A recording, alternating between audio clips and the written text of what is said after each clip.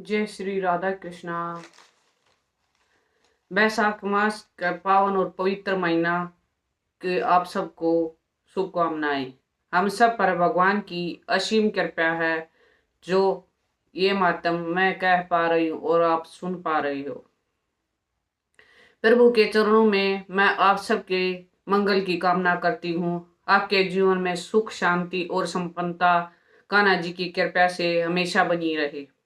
ठाकुर जी की कृपा आप सब पर बनी रहे है। ठाकुर जी आपके मन की सभी इच्छाओं को पूरा करे। आप आप में भक्ति और प्रेम हमेशा बना रहे। देखो, बैसाख का महीना चल रहा है, सबसे पवित्र और पावन महीना तथा महाफल देने वाला है। माँ की तरह ये महीना भी हमारी सभी इच्छाओं का पूरा करने वाला कहा गया है। इसलिए यह महीना भक्तों के लिए बहुत ही फलकारी होता है। चैत्र मास की पूर्णिमा से वैशाख मास की पूर्णिमा तक पवित्र नदियों में स्नान करने से कई जन्मों के पापों से मुक्ति मिल जाती है। पुराणों में वैशाख मास के स्नान को भगवान श्री विष्णु को पाने का सबसे सरल और सुगम रास्ता बताया है। वैशाख मास का वर्णन हम पद्म पुराण और स्कंद पुराण में मिलता है। वैशाख मास महात्म सूत जी महाराज ने सभी ऋषियों को सुनाया था। सबसे पहले भगवान विष्णु ने माँ लक्ष्मी को सुनाया था और फिर ब्रह्मा जी ने सुना था। ब्रह्मा जी ने सुनकर अपने पुत्र नारद को सुनाया था और नारद ने मुनि ने यह राजा अम्बरीश को सुनाया था। अब आपको पद्म पुराण और स्कंद पुराण में वर्णित वैशाख मास का महात्म मैं सुनाती हूँ। चैत्र मास की पूर्णिमा से शुरू करके वैशाख मास की पूर्णिमा तक रोज एक अध्याय सुनिए। पूरे वैशाख मास महात्म अध्याय सुनने मात्र से हमें श्री कृष्ण की कृपा भक्ति सहज में ही मिल जाती है। अब गणेश जी महाराज और अपने गुरुदेव को याद करते हुए वैशाख मास महात्म का शुभारंभ करते हैं।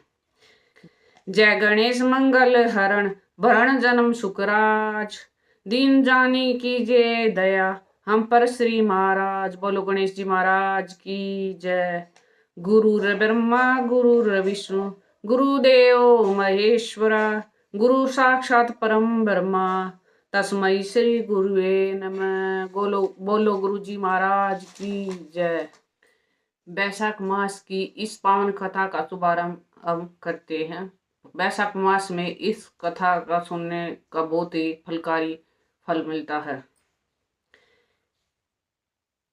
आज इस प्रथम अध्याय में सूत जी महाराज सभी ऋषियों के पूछने पर उन्हें नारद मुनि द्वारा सुनाया हुआ। एक समय की बात है, नैमिषारण्य तीर्थ से शौनक आदि 88,000 ऋषियों ने पुराणों और वेदों के ज्ञाता श्री सूत जी से वैशाख महात्म्य सुनने की प्रार्थना की। इस पर सूत जी बोले, हे ऋषिवरों, भगवान ब्रह्मा जी के पुत्र ब्रह्मर्षि नारद जी से एक समय राजा अम्बरीश ने यही प्रश्न पूछा था और कहा था कि हे ब्राह्मण श्रेष्ठ, अपने सब मासों के महात्म सुनाए हैं, परंतु मैंने सुना है कि वैशाख मास का सब मासों में उत्तम बताया गया है। इसलिए अब आप कृपया करके मासों में श्रेष्ठ वैशाख मास के महात्म्य का वर्णन करने की कृपया करें। इस मास में क्या दान करना चाहिए, उसका क्या फल होता है, कौन से कर्म के करने से कौन कौन से देवता प्रसन्न होते हैं, भगवान का पूजन कैसे होता है, ये सब मुझे विस्तार पूर्वक कहिए। राजा अम्बरीश की बात सुनकर मुस्कुराते हुए नारद जी बोले, हे राजन, सभी मासों के महात्म को भगवान विष्णु ने लक्ष्मी जी से कहा था, वही भगवान ब्रह्मा जी ने मुझे सुनाया है, उसी को मैं तुमसे कहता हूँ। वैसे तो सभी मासों में श्रेष्ठ है, परंतु भगवान विष्णु को कार्तिक मास और वैशाख महीना सबसे अधिक प्रिय है। इन तीनों में से भी वैशाख मास को अधिक श्रेष्ठ माना जाता है। यह महीना माता के समान सब जीवों को मन की इच्छित फल देने वाला है। भगवान विष्णु ने लक्ष्मी जी से कहा था, इस मास के सेवन से प्राणी की समस्त अभिलाषाएं पूरी होती हैं। इस मास में धर्म यज्ञ तप स्नान व्रत आदि करने से प्राणी के समस्त पाप नष्ट हो जाते हैं। इस मास को देवता भी प्रशंसा करते हैं तथा इसके सेवन को लालायित बने रहते हैं। जिस प्रकार विद्याओं में वेद, मंत्रों में प्रणव, वृक्षों में कल्प वृक्ष, गौ में कामधेनु, नागों में शेष और पक्षियों में गरुड़ पक्षी, देवताओं में श्री विष्णु, भगवान वर्णों में ब्राह्मण, प्रिय वस्तुओं में प्राण, मित्रों में पत्नी, नदियों में गंगा, तेज में धारियों में सूर्य, शास्त्रों में सुदर्शन चक्र, धातुओं में श्रवण, वैष्णों में शिव तथा मणियों में कौस्तुभ मणि सर्वश्रेष्ठ है। उसी प्रकार भगवान के भक्तों के लिए वैशाख मास सबसे उत्तम है। इस मास में भगवान विष्णु को भक्ति उत्पन्न करने वाला है। जो प्राणी वैशाख मास को की मेष राशि की संक्रांति में सूर्योदय से पहले स्नान करता है उसे लक्ष्मी जी सहित भगवान विष्णु अत्यंत प्रसन्न होते हैं। जिस प्रकार अन्न से सब प्राणी प्रसन्न रहते हैं उसी प्रकार वैशाख मास के स्नान करने से वाले सब पापों से मुक्त होकर वैकुंठ धाम को चले जाते हैं। जो व्यक्ति वैशाख मास में मेष राशि के सूर्य में प्रातः स्नान कर भगवान की परिक्रमा करता है उसे 100 राजसी यज्ञों का तथा 10 सहस्त्र अश्वमेध यज्ञों के बराबर का फल मिलता है। वह समस्त पापों से मुक्त होकर भगवान की कृपा से वैकुंठ धाम को प्राप्त करता है। हे नृप श्रेष्ठ, यदि प्राणी वैशाख मास का सेवन करने के लिए किसी तीर्थ में न जा सके तो उसे अपने नगर में से बाहर वाले किसी जलाशय के जल में स्नान कर लेना चाहिए। यम की आज्ञा से शास्त्रों में लिखे पाप उसी समय तक गरजते हैं जब तक मनुष्य को वैशाख स्नान नहीं करता। परम पुनीत वैशाख मास में भगवान विष्णु की आज्ञा से सब प्राणियों के हित के लिए ठहरते हैं, परंतु इस समय तक भी जो स्नान के लिए नहीं आता तो उसको श्राप देकर अपने धाम को चले जाते हैं। इसलिए इस मास में प्रत्येक मनुष्य को अवश्य स्नान करना चाहिए। हे राजन, धर्म के अनुसार वैशाख मास में स्नान करना सबसे अधिक शुभ कर्म है। स्नान करने से भगवान प्रसन्न होते हैं और जो वैशाख में स्नान नहीं करते वे अभागे होते हैं। इसके बाद नारद जी पुनः बोले, हे राजन, वैशाख मास के समान कोई मास नहीं, सतयुग के समान कोई युग नहीं और वेद के समान कोई शास्त्र नहीं तथा गंगा जी के समान कोई तीर्थ नहीं है। जलदान के समान कोई दान नहीं है और सुखी जीवन से बढ़कर कोई लाभ नहीं। उपवास के समान कोई तप नहीं, दान से बढ़कर कोई सुख नहीं, दया के समान कोई धर्म नहीं, धर्म के समान मित्र नहीं, सत्य के समान यश नहीं, आरोग्यता के समान हर्ष नहीं, भगवान विष्णु से बढ़कर कोई रक्षक नहीं, माधव के समान पवित्र इस संसार में और कोई नहीं है तथा वैशाख जैसा मास और कोई नहीं है।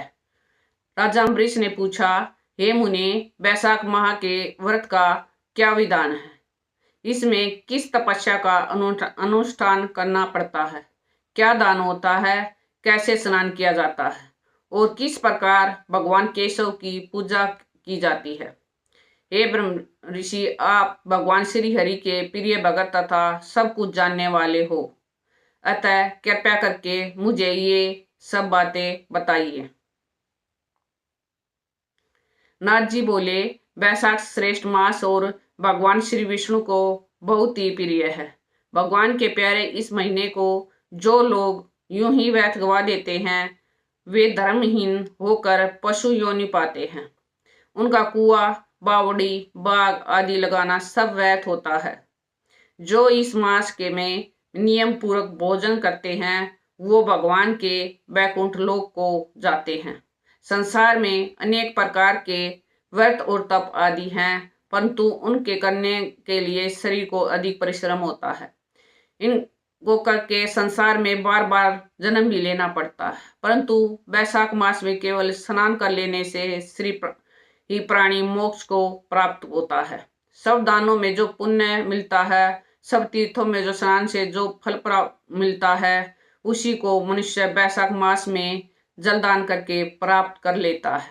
जिसमें जलदान करने की सामर्थ्य न हो वे दूसरों से कहकर जलदान करावे, दूसरों को जलदान का महत्व समझाए, यह कर्म भी सब दानों से अधिक है। तराजू के पलड़े में सब प्रकार के दान और दूसरे में जलदान का पुण्य रखकर तोले तो जलदान ही भारी निकलेगा।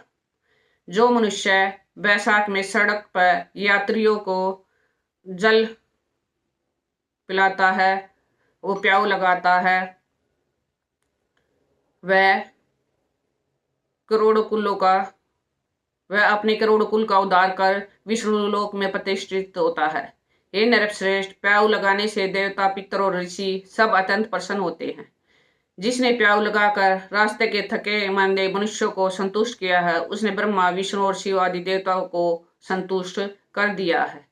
हे राजन, वैशाख मास में जल की इच्छा रखने वाले को जल, छाया चाहने वाले को छाता और पंखे की इच्छा रखने वाले को पंखा देना चाहिए।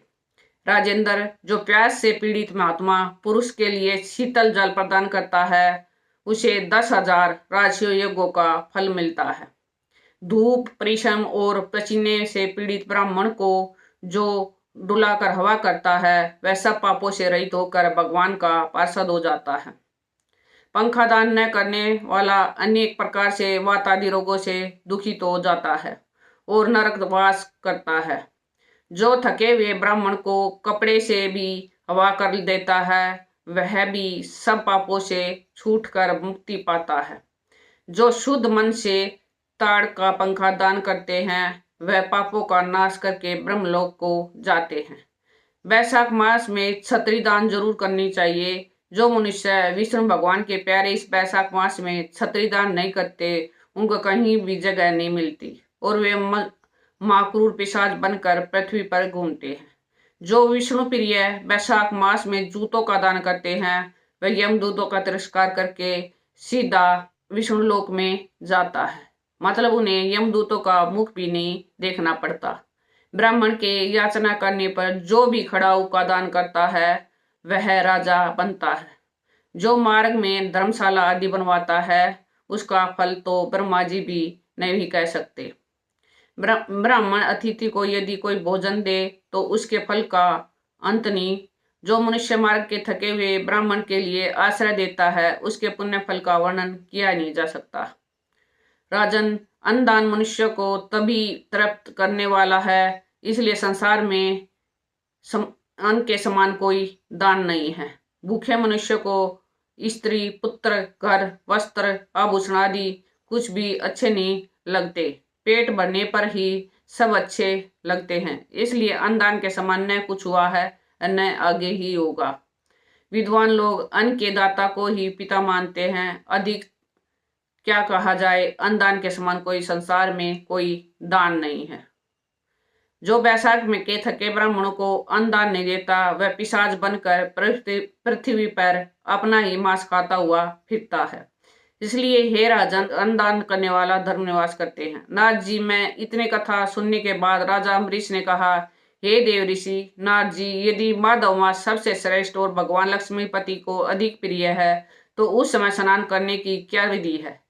वैशाख मास में किस वस्तु का दान, कौन सी तपस्या तथा किस देवता का पूजन करना चाहिए? कृपया मुझे सब बताएं। नारद जी बोले, हे राजन, देवादिदेव लक्ष्मीपति भगवान विष्णु सभी पापों का नाश करने वाले हैं। उन्हें नमस्कार करके चैत्र मास की पूर्णिमा को इस व्रत का आरंभ करना चाहिए। व्रत लेने वाला पुरुष यमनियों का पालन करे, शक्ति के अनुसार कुछ दान दे और अवश्य पात्र भोजन कर, मतलब यह गादी उपयोग में लाया जाने वाला विहित सात्विक अन्न या आहार करे। भूमि पर सोए, ब्रह्मचार्य व्रत में दृढ़तापूर्वक स्थित रहे तथा मन में भगवान श्री नारायण का ध्यान करते हुए कुछ आदि मतलब कष्ट में तपस्याओं के द्वारा शरीर को सुखाएं। इस प्रकार के नियम से रहकर जब वैशाख की पूर्णिमा आए तो उस दिन मधु तथा तिल आदि का दान करके करें। श्रेष्ठ ब्राह्मणों को भक्तिपूर्वक भोजन कराएं, उन्हें दक्षिणा सहित धेनु दान दे तथा वैशाख स्नान के व्रत में जो कुछ त्रुटि हुई है उसकी पूर्णता के लिए ब्राह्मणों से प्रार्थना करें। वैशाख मास महात्म अध्याय 1 संपूर्णम। आगे का अध्याय कल हम वैशाख मास अध्याय 2 में सुनेंगे। इस अध्याय में हमें दान के बारे में बताया, तो हम अभी प्लान करेंगे कि हमें किस तरह के किन किन चीज़ों का दान करना है। जो दान देने में असमर्थ है, उन्हें भी बताया कि आप दूसरों को प्रेरणा दे या दूसरों को कहकर दान करवाएं। अगर आप नहीं कर सकते दूसरों से दान करवाएं। अंत में एक बात कहूंगी जो हमेशा बताती हूँ, मानव जीवन मिलना बहुत ही मुश्किल है। प्रभु की कृपा से हमें मानव जीवन मिला है, उस पर हिंदू होने की सौभाग्य और प्रभु की कथा सुनने की शक्ति, मतलब इतनी चीजों का मिलना एक साथ। प्रभु के समझ लो कि प्रभु ने हम पर साक्षात कृपा की है, तभी तो हमें भगवान की कथा सुन पा रहे हैं। अभी भी समय है, इस जीवन का अधिक से अधिक लाभ उठाकर जीवन में अधिक अच्छे काम करो, क्योंकि हम सबको पता है कि ये जीवन क्षणभंगुर है, अभी नहीं। अगली घड़ी के हमें क्या होगा हमें कुछ पता नहीं। क्यों ना इस शरीर का अभी उपयोग करके जीवन मृत्यु से मुक्ति पा ले, और इसका सबसे सरल रास्ता है नाम जाप करना। ज्यादा से ज्यादा नाम जाप करें, क्योंकि याद रखो कलयुग केवल नाम आधारा। हमें सिर्फ नाम जाप करके भक्ति मुक्ति शक्ति सब कुछ पा सकते हैं।